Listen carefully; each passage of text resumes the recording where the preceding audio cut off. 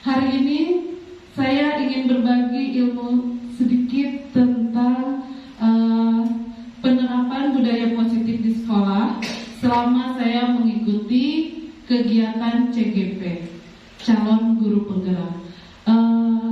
Yang mana penerapan budaya positif ini ada pada modul 1.4. Oke, nah di sini ada perubahan paradigma atau mindset seseorang dari stimulus respon menjadi teori kontrol.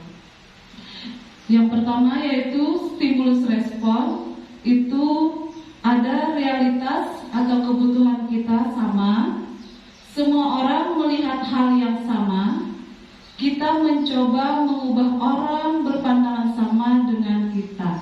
Berperilaku buruk dilihat sebagai suatu kesalahan. Orang lain bisa mengontrol saya bisa mengontrol orang lain.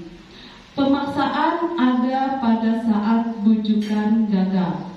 Metode berpikir menang dan kalah. Nah, di sini adalah untuk stimulus respon. Untuk pertama yang tadi tentang realitas kebutuhan kita itu kita merasakan sama dengan orang lain. Semua kita melihat orang lain itu mempunyai kesamaan kepada kita. Padahal semua orang itu berbeda, mempunyai karakter masing-masing. Maka salah satunya kita bisa melihat dari kelas kita, dari anak-anak murid kita itu sangat terlihat perbedaan karakter dan minat anak itu berbeda. Terus kita juga berpandangan, kita mencoba untuk mengubah orang yang berpandangan sama dengan kita, mengubah mindset orang lain supaya bisa memahami karakter anak tersebut. Oke, kita lanjutkan dengan teori kontrol. Untuk teori kontrol itu adalah realitas atau kebutuhan kita berbeda. Setiap orang memiliki gambaran yang berbeda. Nah, itulah yang kita kehendaki. Oke, kita berusaha memahami pandangan orang lain tentang dunia. Semua perilaku memiliki tujuan. Hanya Anda bisa mengontrol diri sendiri. Di sini kita tidak bisa mengontrol diri orang lain. Kita hanya bisa mengontrol diri kita sendiri. Tetapi kita bisa memberikan pemahaman, pengertian pada orang lain bahwa sesuatu itu tidak selalu sama. Jadi yang untuk mengontrol emosi, mengontrol perilaku, itulah pada diri kita sendiri. Anda tidak bisa mengontrol orang lain. Kolaborasi dan konsensus menciptakan pilihan-pilihan baru. Untuk kolaborasi, saya rasa kita harus berkolaborasi dengan orang lain, karena tanpa kita berkolaborasi, itu tidak mungkin suatu tujuan bisa tercapai dengan baik. Karena kita memerlukan pendapat, saran dari teman-teman, terutama dengan teman sejawat. Model berpikir menang-menang. Nah, di sini kita tidak, kalau di stimulus respon itu kita berpikirnya kita harus menang dan ada yang kalah. Sedangkan pada teori kontrol itu kita berusaha untuk diri kita menang dan untuk teman itu juga menang. Jadi kita sama-sama maju, tidak hanya mementingkan diri sendiri. Oke, next. Selanjutnya tentang pemikiran KHD, tentang disiplin. Untuk menciptakan murid yang merdeka, syarat utamanya adalah harus ada disiplin yang kuat. Disiplin yang dimaksud adalah disiplin diri yang memiliki motivasi internal, bisa bertanggung jawab tentang apa yang dilakukan karena berdasar pada tindakan pada nilai-nilai kebajikan universal. Berdasarkan dari KHD ini, untuk menciptakan suasana merdekanya pada anak itu kita harus terutama menciptakan rasa disiplin dulu. Dengan disiplin maka anak bisa mengikuti kegiatan dengan baik. Kalau misalnya anak terlambat datang, anak selalu tidak bisa mengikuti kegiatan pembelajaran dengan baik. Oke.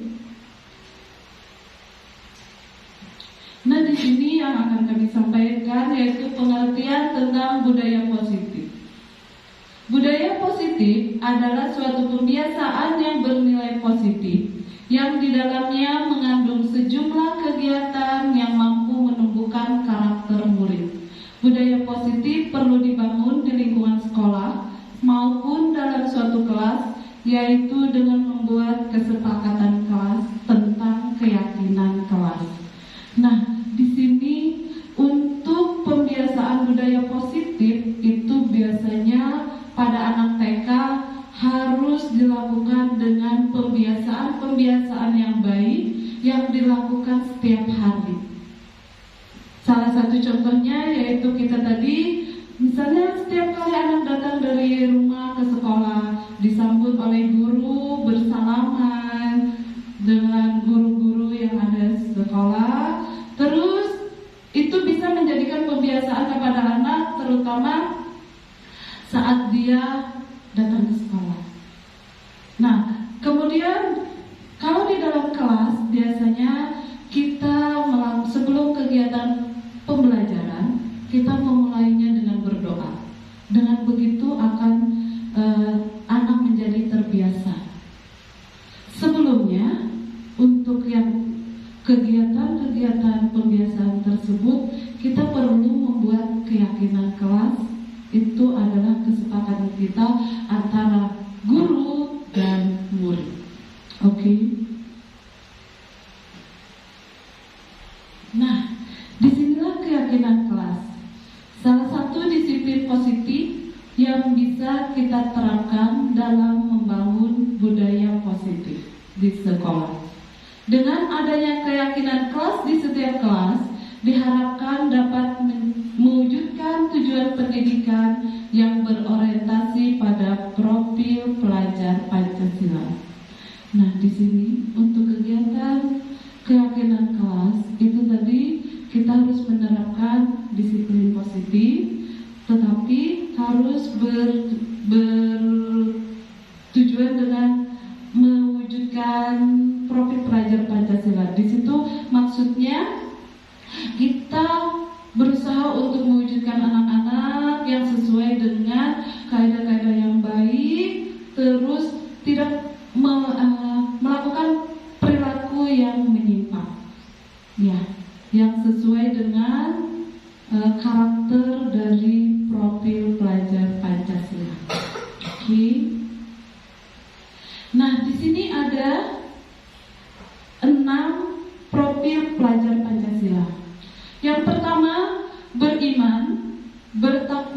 kepada Tuhan Yang Maha Esa dan berakhlak mulia. Yang kedua, mandiri. Yang ketiga, bernalar kritis. Yang keempat, berkeanekaragaman global. Yang kelima, bergotong royong. Keenam, kreatif. Di sini ada 6 profil pelajar Pancasila yang sebaiknya kita bisa memenuhi semua dari poin tersebut, karena anak kita tuntut untuk menjadi orang yang beriman, bertakwa kepada Tuhan Yang Maha Esa dan berakhlak mulia. Dengan cara tadi kita memberikan pembiasaan kepada anak. Pertama, dengan cara bersalaman tadi, karena untuk sekarang ini saya melihatnya budaya bersalaman, budaya untuk menyapa, memberikan salam kepada orang lain itu sangat minim. Iya, karena mungkin orang-orang beranggapan itu dampak dari COVID-19. Ya, betul Bu Titi. Dan COVID dari COVID-19. Karena waktu itu kita tidak diperbolehkan untuk terlalu dekat atau bersalaman, kita harus jaga jarak. Akan tetapi saya rasa itu harus kita bangun kembali. Bagaimana caranya anak bisa terbiasa untuk bersalaman kepada orang tua, kepada guru dan sebagainya, yang untuk menciptakan akhlak mulia mereka. Kemudian, ya, kalau untuk mandirinya, kita harus bisa membiasakan bagaimana cara kita memotivasi kepada murid untuk bisa mandiri, berani maju, untuk bisa berpendapat, bisa menyampaikan pendapatnya, idenya kepada orang lain. Ya, karena masih banyak anak-anak yang masih mempunyai sifat pemalu, takut untuk berbicara, untuk menyampaikan sesuatu kepada guru dan teman-teman. Bernalar kritis. Nah, dari bernalar kritis ini kita membangun bagaimana caranya supaya anak bisa berpikir lebih kritis lagi. Bagaimana dia bisa menciptakan, membuat pertanyaan yang lebih kritis lagi kepada kita. Disitulah kita sebagai guru harus bisa memberikan situasi, kondisi di kelas bagi anak supaya anak itu lebih merasa nyaman, aman di kelas, sehingga anak bisa menyampaikan segala sesuatu yang dia inginkan kepada guru tanpa harus takut. Berkeanekaragaman global itu ya, bertoleransi, karena kita hidup di Indonesia itu dengan berkeanekaragaman. Maka di situ kita memberikan pengertian pada anak bahwa kita hidup itu harus bertoleransi, karena semuanya kita berbeda-beda. Oke? Bergotong royong kita, tanpa kita bergotong royong maka tidak akan tercapai suatu tujuan yang ingin kita buat. Terus kreatif, disinilah kita bisa melihat kreatifnya guru dan anak dalam melakukan pembelajaran maupun kegiatan dalam sehari-hari. Oke, next. Nah, di sini ada perbedaan keyakinan kelas dan peraturan kelas. Keyakinan kelas merupakan nilai-nilai yang disetujui serta disepakati oleh seluruh pihak dalam kelompok tertentu, bersifat lebih abstrak dan universal. Sedangkan peraturan kelas dibuat secara lebih mendetail dan konkret, bersifat pasti. Nah, di sini ada perbedaan antara keyakinan kelas dan peraturan kelas. Untuk keyakinan kelas itu kita buat bersama-sama dengan murid. Iya, bersama-sama dengan murid kita berikan pengertian apa saja yang mereka mau. Terus misalnya mereka pasti biasanya memberikan pendapat pada kita.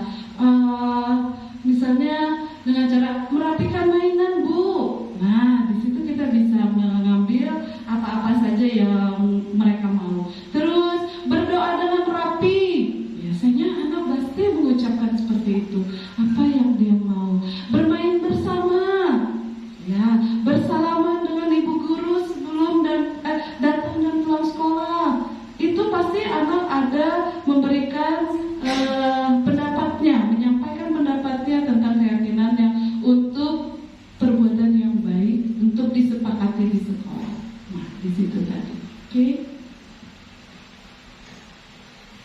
Kemudian 3 motivasi perilaku manusia. 1. Untuk menghindari ketidaknyamanan atau hukuman. Yang kedua, untuk mendapatkan imbalan atau penghargaan dari orang lain. 3. Untuk menjadi orang yang mereka inginkan dan menghargai diri sendiri dengan nilai-nilai yang mereka percaya. Nah, mungkin Bapak Ibu melihat ya, apa yang kita rasakan saat ini? Iya, betul sekali. Yang pertama, untuk menghindari ketidaknyamanan atau hukuman. Maka dari situ kita berpedoman, kita harus disiplin, kita harus tepat waktu, ya, kita harus bisa melayani anak dengan syarat, dengan keyakinan bahwa kalau kita tidak disiplin, maka kita akan mendapatkan hukuman. Nah, seperti itu. Terus juga kita untuk mendapatkan imbalan. Oh, aku mau mengerjakan ini karena aku mau mendapatkan hadiah. Nah, itu merupakan motivasi ya. Dapatkan imbalan atau penghargaan dari orang lain. 3. Untuk menjadi orang yang mereka inginkan dan menghargai diri sendiri dengan nilai-nilai yang mereka percaya. Nah, mungkin Bapak Ibu melihat ya, apa yang kita rasakan saat ini? Iya, betul sekali. Yang pertama, untuk menghindari ketidaknyamanan atau hukuman. Maka dari situ kita berpedoman, kita harus disiplin, kita harus tepat waktu, ya, kita harus bisa melayani anak dengan syarat, dengan keyakinan bahwa kalau kita tidak disiplin, maka kita akan mendapatkan hukuman. Nah, seperti itu. Terus juga kita untuk mendapatkan imbalan. Oh, aku mau mengerjakan ini karena aku mau mendapatkan hadiah. Nah, itu merupakan motivasi ya. Yang lebih baik lagi kita untuk membangun motivasi pada diri sendiri. Terus untuk menjadi orang yang ingin dan dihargai. Oh, aku harus disiplin supaya dihargai oleh kepala sekolah, dinilai oleh kepala sekolah. Oh, aku jadi guru yang baik. Nah, di situ juga akan terlihat perilaku kita. Oke. Kemudian di sini ada hukuman, konsekuensi, atau restitusi. Ada 3 macam tahapan yang berbeda. Silakan. Di sini ada restitusi. Restitusi adalah sebuah pendekatan untuk menciptakan disiplin. Yang mana kita dengan restitusi ini kita memberikan pendekatan kepada murid, salah satunya untuk bisa melakukan disiplin positif. Disiplin positif itu adalah disiplin yang baik, yang bisa memberikan pembiasaan-pembiasaan untuk kita bisa berakhlak mulia, berkelakuan yang baik. Oke. Kemudian di sini ada 5 kebutuhan dasar manusia. Dari 5 kebutuhan dasar manusia, yang pertama kebutuhan bertahan hidup, kebutuhan pengakuan atas kemampuan, kebutuhan kasih sayang dan rasa diterima, kebutuhan kesenangan, dan kebutuhan akan pilihan kebebasan. Dari kelima tersebut, untuk kebutuhan bertahan hidup itu kita bisa bertahan hidup itu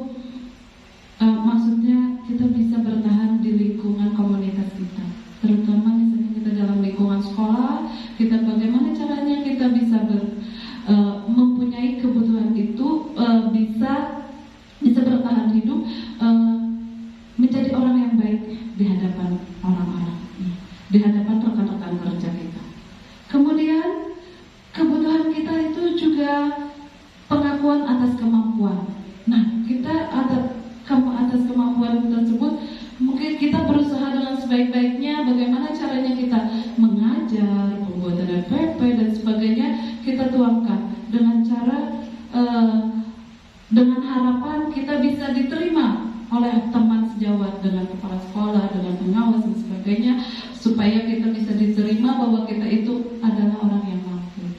Ya, kita harus pesimis. Jangan merasa merendah, oke? Karena kita selalu berkata jangan selalu saya tidak bisa. Kita harus selalu berusaha. Karena dengan kita berusaha, dengan kita misalnya kita sudah melakukan kesalahan, dengan perbaikan-perbaikan tersebut, maka kita akan mendapatkan hasil yang terbaik. Kemudian kebutuhan kasih sayang dan diterima. Nah itu tadi, dengan kita berperilaku baik sebagai guru itu, sebagai pendidik dengan tingkah laku yang baik, maka kita akan mendapatkan rasa kasih sayang, terutama dari rekan-rekan sekerja, dengan orang tua murid, dengan murid kita. Supaya kita jangan dianggap guru yang kurang baik lah di mata mereka. Makanya kita memerlukan kasih sayang dan rasa diterima di hadapan orang lain. Kemudian kebutuhan kesenangan. Nah di sini kita sebagai pendidik, sebagai guru TK itu harus selalu senang. Meskipun kita mempunyai masalah yang bertubi-tubi, masalah yang kita merasa berat, tetapi kalau kita sudah sampai ke sekolah, kita harus merasa senang. Setuju Bapak Ibu? Iya, setuju. Alhamdulillah. Karena kita sebagai pendidik, terutama kita sebagai guru TK, rasanya tidak etis kalau kita datang ke sekolah dengan wajah yang bagaimana besar. Karena yang kita hadapi adalah anak-anak TK. Mereka tidak ambil pusing, mereka tidak ambil tahu, tidak mau tahu ibu lagi ada masalah, ibu lagi ada sesuatu yang harus dikerjakan, harus yang diselesaikan. Tetapi mereka harus disambut dengan selalu ceria, dengan senyum. Oke. Nah, di situ kemudian ada kebutuhan akan pilihan. Nah, di sini kita diberikan kebebasan. Bagaimana caranya kita bisa memberikan pembelajaran yang kreatif, yang inovatif, yang bisa menarik minat dan menarik minat bagi anak. Di situ kita merupakan kelebihan dari kita, supaya kita bisa memberikan kebebasan pada diri kita untuk kegiatan pembelajaran dan sebagainya. Oke. Kita lanjutkan kelima, posisi kontrol dalam restitusi. Di sini ada posisi penghukum, pembuat merasa bersalah, manajer, teman, dan pemantau. Sebagai penghukum biasanya itu guru, apabila anak melakukan salah, kita langsung menghukum. Hei, kamu, silakan berdiri di sini. Silakan berdiri di depan. Nah, itu kita pada posisi penghukum. Ya. Kalau pada posisi pembuat merasa bersalah, itu tidak berkata langsung, tetapi, hei, kenapa kamu melakukan itu? Kan ibu sudah bilang kalau mengganggu teman itu perbuatan tidak baik. Nah, di situ anak menjadi merasa bersalah. Nah, makanya kita harus bisa memilih bagaimana yang sebaiknya kita lakukan. Terus sebagai manajer, nah kalau sebagai manajer kita sebagai guru itu bagaimana caranya kita memberikan kontrol kepada anak murid, kita yang memanage mereka untuk berbuat baik, untuk berperilaku yang baik. Terus sebagai teman kepada anak murid, mungkin kita guru-guru TK kebanyakannya merasa sebagai teman ya Bu, ya Bapak. Karena tidak bisa kita membatasi diri dengan anak bahwa aku nih guru, kamu murid. Nah, kayaknya kalau untuk di TK itu sangat tidak bisa kita membedakan. Makanya di situ sangat berperan penting kita sebagai guru.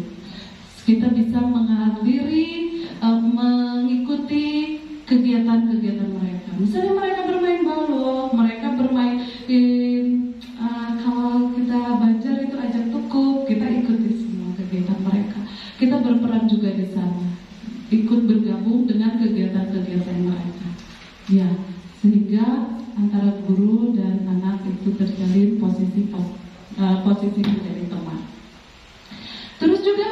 posisi pemantau.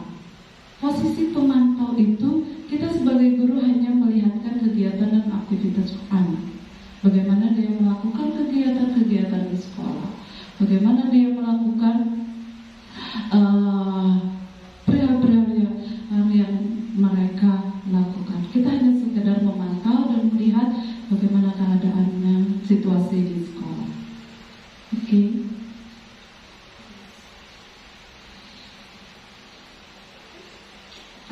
Di sini ada segitiga restitusi. Segitiga restitusi itu yang pertama menstabilkan identitas, validasi tindakan yang salah, menanyakan keyakinan. Di sini kamu tentu punya alasan mengapa melakukan itu. Oke, sebelumnya di sini dulu, setiap orang pasti pernah melakukan kesalahan. Betul Bapak Ibu?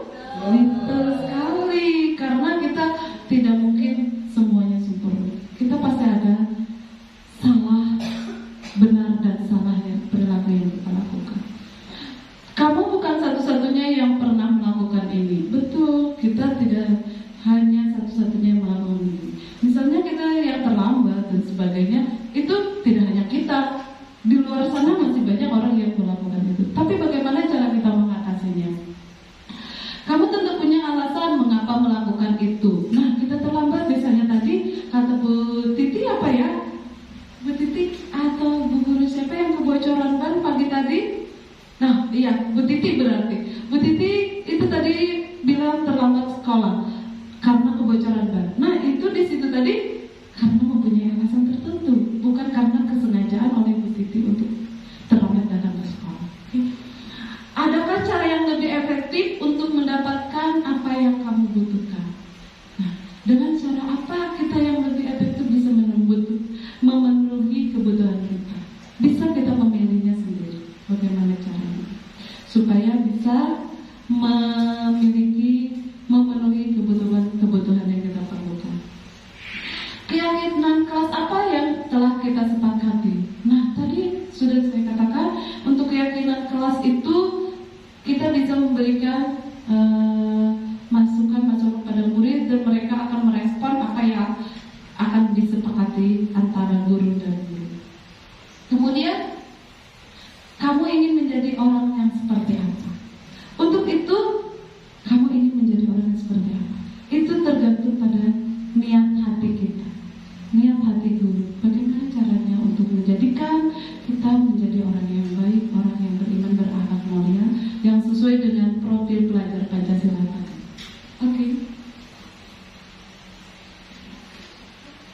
Oke. Ini ada segitiga restitusi tadi yang akan menjelaskan tentang satu, menstabilkan identitas, mengubah identitas anak dari orang yang gagal karena mereka melakukan kesalahan menjadi orang yang sukses. Itu tadi, dengan mereka melakukan kesalahan tadi, kita bisa memperbaikinya, kita bisa mengarahkannya, dan anak akan mencoba untuk perbaikan dirinya, sehingga mereka bisa menjadi orang yang sukses, bisa berhasil. Misalnya dengan cara menggambar, mereka merasa, ini salah Bu, cara menggambar orangnya salah. Tidak apa-apa, kita tidak harus menghukum mereka. Kalau misalnya kita menginginkan mereka tadi kan dengan tema diri sendiri, menggambar orang lain, menggambar orang. Nah, tetapi kita melihat gambarnya tidak sesuai dengan pemikiran kita. Nah, di situ kita tidak boleh menghukum mereka bahwa menyatakan mereka itu salah. Dari mereka melakukan kesalahan tadi, bisa kita berikan gambaran, berikan contoh, gambar yang nyata, atau kita sebagai guru bisa memberikan contoh langsung. Kita bisa melihat badan kita. Jadi anak bisa secara real melihat orang tersebut. Jadi apa aja yang harus dia gambar. Nah, dengan itu maka dengan kesalahan yang pertama, kedua tadi bisa mereka melakukan yang lebih baik lagi. Kemudian validasi tindakan yang salah, memahami kebutuhan dasar apa yang mendasari sebuah tindakan. Maksudnya mereka tadi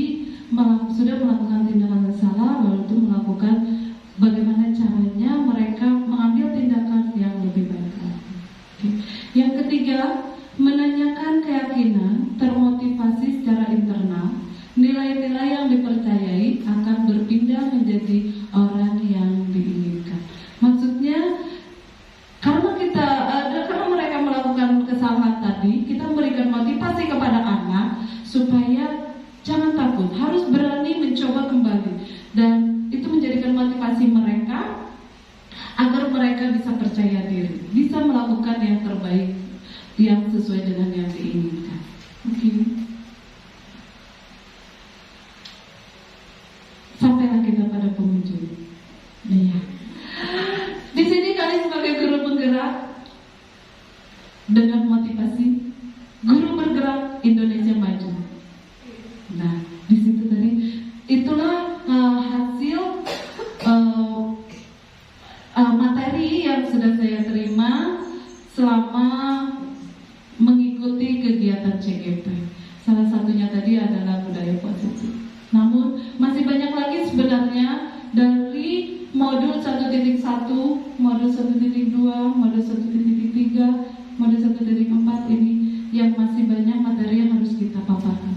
Akan tetapi mungkin saya akan memaparkannya, memberikan materi tersebut pada waktu yang lain. Iya, karena kita terbatas waktu di sini.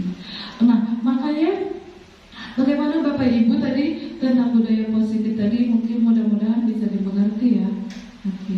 Untuk itu saya, karena sudah berakhirnya paparan materi saya memberikan kesempatan kepada Bapak Ibu untuk bisa bertanya. Siapa tahu ada yang mau ditanyakan. Oke. Oh ya, terima kasih Ibu Titi. Silakan. Assalamualaikum warahmatullahi wabarakatuh. Perkenalkan, nama saya Bu Titi. Saya mau mempertanyakan bagaimana cara menerapkan kegiatan kelas dilakukan di sekolah, keyakinan kelas di lingkungan sekolah kita.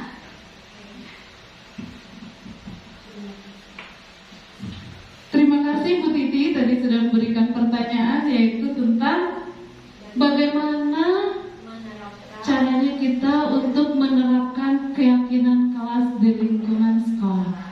Oke, tadi sudah saya katakan sedikit, keyakinan kelas itu bisa kita laksanakan dengan menyepakati keyakinannya bersama dengan murid. Saya membawakan contoh.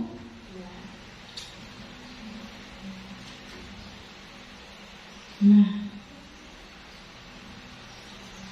di sini salah satu bisa dijelaskan ya?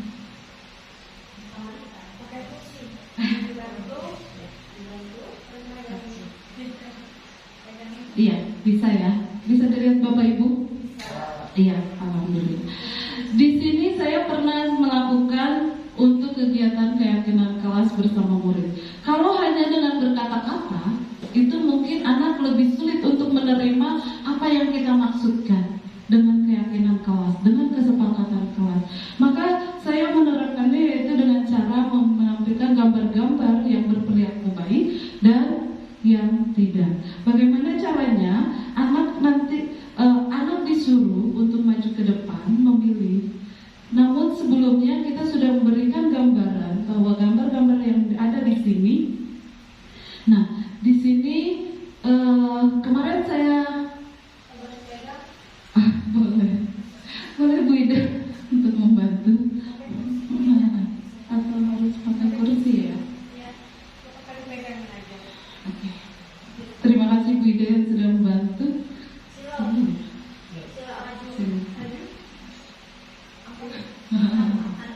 Kesini kayaknya. Iya. Oke. Kelihatan Bapak Ibu ya. Nah, awalnya sebenarnya kami mempunyai dua papan itu. Nah, di sini ada beberapa gambar perilaku yang baik dan yang kurang baik. Di sini anak diberikan kesempatan. Anak-anak, kita hari ini membuat keyakinan kelas. Bagaimana caranya? Bu Guru punya gambar. Ada beberapa gambar yang Bu Guru bawa hari ini. Kita jelaskan dulu gambar yang pertama, gambar yang kedua, gambar ketiga, dan empat, dan seterusnya. Maka anak nanti akan melihat dan ingin maju. Pasti anak berebut untuk maju ke depan, untuk memilih menempelkan gambar yang sesuai bagi mereka. Ya. Nah, maka dari itu, misalnya kita memanggil anak satu untuk maju ke depan. Nah, silakan maju ke depan. Coba pilih kira-kira keyakinan kelas mana yang anak ibu mau. Pasti dia memilih. Di sini ada yang berdoa sungguh-sungguh. Ada juga anak yang suka berebut mainan. Kira-kira dia memilih yang mana? Di situ kita pasti anak sudah bisa membedakan mana perbuatan yang baik dan yang kurang baik. Anak akan menempelkan, mengambil gambar yang baik, dipindahkan untuk kepada tempat keyakinan. Begitu seterusnya. Nah, di sini anak merapikan mainan. Ya, kalau yang di sini ada gambar anak yang menghamburkan mainan. Oke, berarti untuk keyakinan kelasnya tidak kita masukkan. Kemudian di sini juga ada gambar anak yang antri untuk mencuci tangan. Iya, pasti anak memilih yang baik. Ya, ini untuk gambar anak membuang sampah pada tempatnya. Terus di sini juga ada gambar anak yang bermain bersama. Ya, karena terkadang masih banyak anak yang suka berebut mainan. Ya, makanya di sini untuk di kelas supaya anak tidak berebut mainan lagi, kita berikan kesepakatan kepada anak. Bagaimana caranya? Dengan cara menempelkan gambar-gambar yang mereka mau. Nah, kalau sudah terbentuk seperti ini, maka akan kita sebutkan. Nah, tadi keyakinan kelas kita apa aja? Pasti dia berteriak, ya kan? Nah, pasti dia berteriak, berdoa sungguh-sungguh Bu Guru. Nah, sudah ada gambarnya. Ya, sudah ada gambarnya. Terus, apalagi yang kedua? Merapikan mainan. Nah, kita sudah punya gambarnya. Sehingga anak bisa menerima keyakinan kelas tersebut dengan baik, tidak mengawang-awang. Itu sudah menjadi komitmen kelas kita. Nah, mungkin itu tadi kesepakatan kelas antara guru dan anak. Dengan kalau untuk kita di TK itu dengan gambar-gambar supaya anak bisa real. Oke, bagaimana Bu Titi? Alhamdulillah kalau sudah jelas. Bapak Ibu yang lain bagaimana? Apakah sudah jelas? Alhamdulillah. Ya. Terima kasih Bu Ida sudah membantu. Oke. Boleh. Oke, terima kasih Bu Ida. Nah, itu tadi pemaparan saya tentang materi penerapan budaya positif di lingkungan sekolah. Mungkin hanya itu pemaparan dari saya. Mudah-mudahan Bapak Ibu bisa menerimanya, dan apabila ada pertanyaan lagi silakan bertanya pada saya, atau kita bisa bekerja sama bagaimana cara yang terbaik untuk menerapkan budaya positif di sekolah kita agar sekolah kita menjadi lebih maju lagi. Oke, alhamdulillah. Terima kasih kami ucapkan pada Bapak Ibu semua. Saya akhiri dengan wassalamualaikum warahmatullahi wabarakatuh.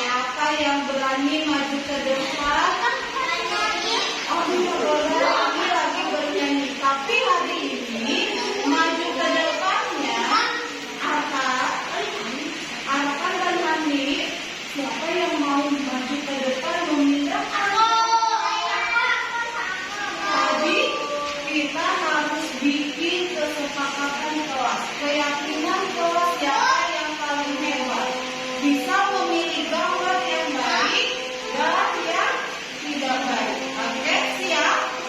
Bisa memilihnya? Hanya kira-kira bisa nggak yang nggak bisa? Nggak bisa apa? Masya Allah. Bu Guru mau lihat siapa yang bisa memilihnya dari gambar yang di sebelah sini, memindah ke sebelah sini yang sudah ada tulisannya keyakinan. Wah, adakah yang sudah bisa membaca? Apa bacaannya?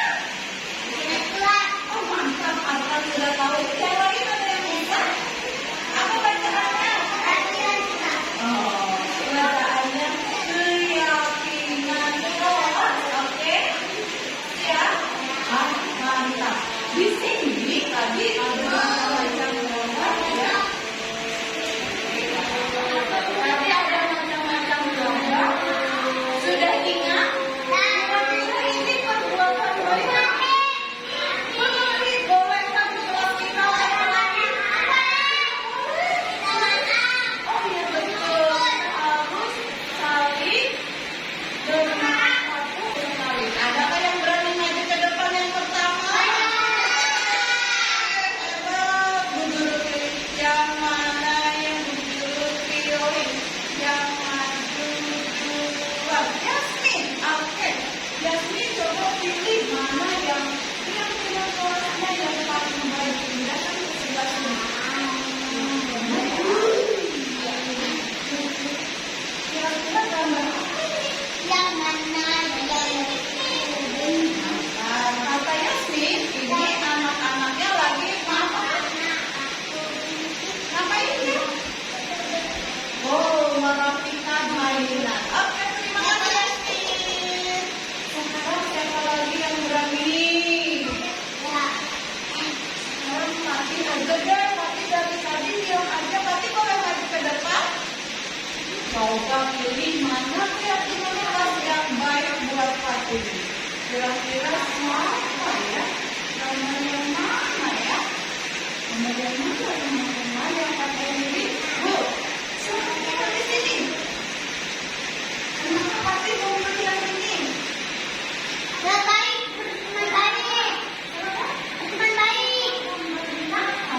dia mainnya benar-benar apa? Oh iya betul, mainnya bersama-sama. Terima kasih Pati. Ya, kami mau lihat yang mana ya? Aska juga mau.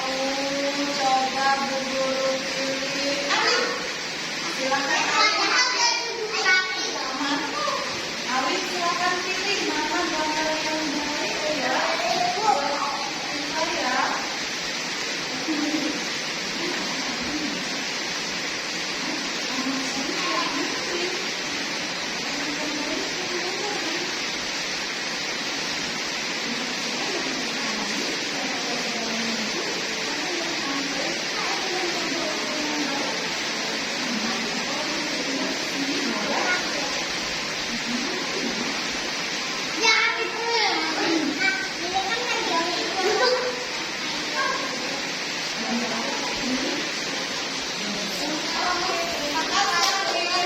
Gilirannya, silakan. Naila,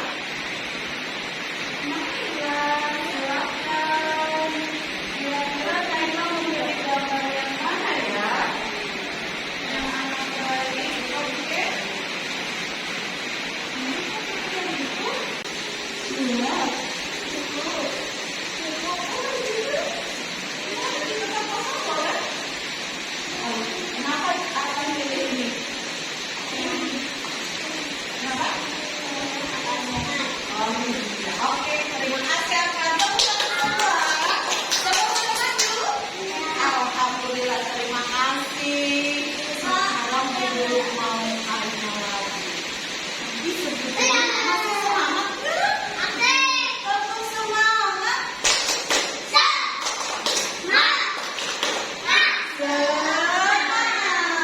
Alhamdulillah yang semangat pasti duduknya paling hebat. Siapa nih? Bu Guru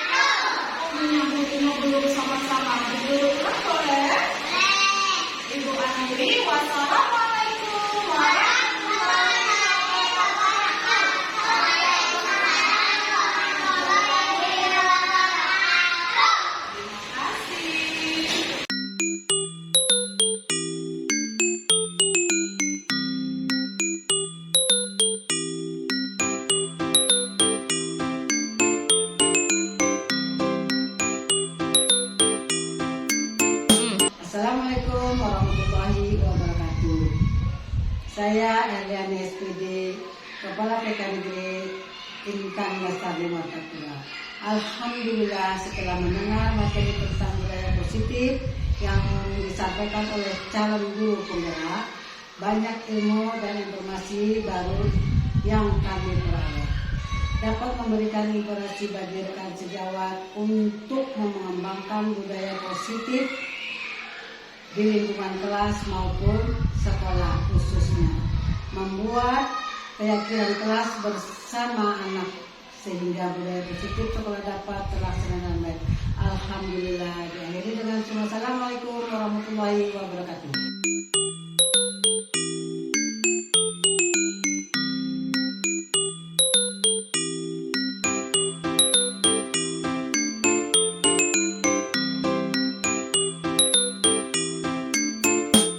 Assalamualaikum warahmatullahi wabarakatuh. Perkenalkan, nama saya Siti Hardianti Fahriani SPD. Biasanya saya dipanggil Ibu Titi. Saya bekerja di TK Negeri Intan Lestari Martapura di Kabupaten Banjar. Hari ini saya akan menyampaikan testimoni dari sosialisasi yang disampaikan oleh teman-teman sejawat saya, yaitu calon guru penggerak, tentang budaya positif. Banyak hal yang baru saya peroleh untuk menerapkan budaya positif terutama di kelas saya, terkait membuat keyakinan kelas bersama anak dan menyepakati keyakinan kelas tersebut dalam kegiatan sehari-hari selama pembelajaran di sekolah saya. Itulah testimoni saya. Terima kasih. Wassalamualaikum warahmatullahi wabarakatuh.